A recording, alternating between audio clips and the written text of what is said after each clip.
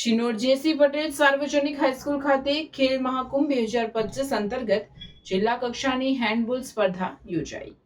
Sports authority of Gujarat દ્વારા આયોજિત ખેલ મહાકુંભ 2025 અંતર્ગત વડોદરા ગ્રામ્યની જિલ્લા કક્ષાની હેન્ડબોલ ભાઈઓની ટુર્નામેન્ટ શિનોર જેસી પટેલ સાર્વજનિક હાઈસ્કૂલ ખાતે આયોજિત કરાઈ હતી, જેમાં અંડર 14 ની અંદર 8, અંડર 17 ની અંદર 8 અને ઓપન એજ ગ્રુપની 9 મળી 25 ટીમોએ ભાગ લીધો હતો।